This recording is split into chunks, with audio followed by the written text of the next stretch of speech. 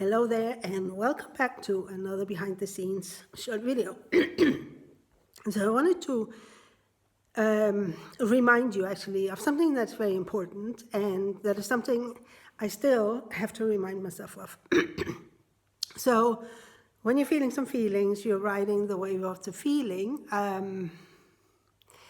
It's really easy to get caught up in the story and begin to think along with feeling the feeling. I don't know what is wrong with my voice. So I want you to deliberately focus your attention in your body. Like refuse to think, refuse to think. The only times you really want to think is when suddenly a thought just drops into your mind out of nowhere. Those are the ones you want to pay attention to, because those are the ones that's like divine codes, right? So it could be a thought like about what the feeling is about. Sometimes it helps to know that, sometimes it doesn't help to know. Sometimes it's not important at all, because we still just want to complete the emotional charge of this past experience. We just want to complete its journey through your body, and that's when you're free of this, that's when you are purified your system of this piece of ego content. So it is very important to remind yourself, and I know sometimes it's hard when the feelings are very strong, but when the feelings, once you kind of get through the first big charge of it, if it is like that, it's not always like that, right? Remind yourself, it's my body that is feeling this feeling. It's my body that's completing the emotional, remnant of this experience, completing its journey through my body. And I just have to relax my body as much as possible. Just take some deep breath, not think, not analyze, not try to understand, and just let this experience complete its journey through my body. My body knows how to do it. It doesn't need me, my mind involved in it. It knows that if you just relax the body and breathe deeply, it knows what to do, and it will do it much faster than when you try to get your mind involved in it. And the other thing I have to remind myself is like, at times, not always, it's like, wait a minute, it's not me, it's my ego, right? It's my ego that's feeling this. It's my ego that has this belief. It's my ego that has this fear. It's not me, it's my ego. Because ultimately, you want to get to the point where, yes, you can still have all these fears and all this stuff going on, but instantly it's not you.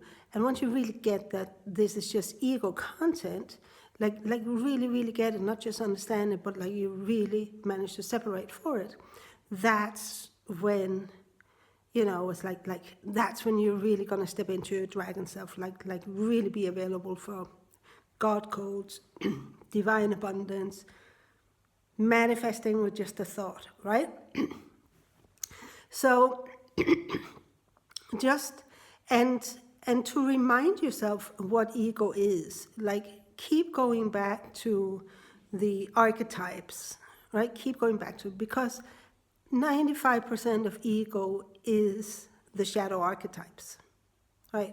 And you don't have to analyze it. You just have to go back so that it's like you can learn to recognize ego faster. And yeah, so I think this is enough for today, but I just really wanted to, because it's something I still consciously have to remind myself of, especially when the feelings that come up are really strong, that I might feel like it's me, but it ain't. It's ego content. It's not me. I'm not my ego. I'm something much vaster than my ego. And when I was doing this earlier today, it's like I just felt myself really rise above my ego and shapeshift into my dragon self. And what I call my dragon self is just that this presence, like this, when I'm this vast presence, like totally disconnected from ego. I can see the ego, but it's not me. right? It is something that I'm watching, but I'm way vaster than that. I'm so removed from it. And yeah, so you want to get to this point where you're that dragon self all the time, right? It's a journey, it's a journey. Yeah. And of course, when you're a dragon, right, things are created for you, not to you. And when you're a dragon self, you don't fall into passivity, because being passive is also ego content. It's the victim shadow archetype. And this is why, like, archetypes are great for the shadow and power archetypes. It's great for like a roadmap to recognize, oh, now I'm in shadow.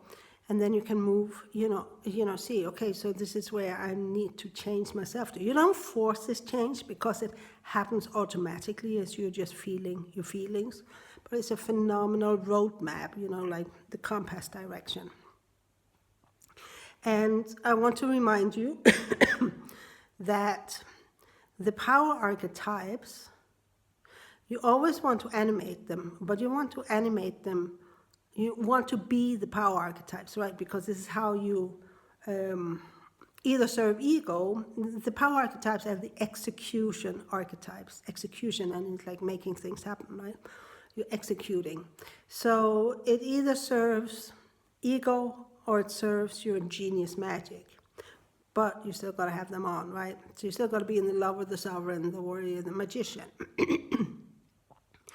And it's just that when you remove ego, these power archetypes, this is like the highest you can get in human consciousness, they turn to the service of your genius magic rather than to the service of your ego.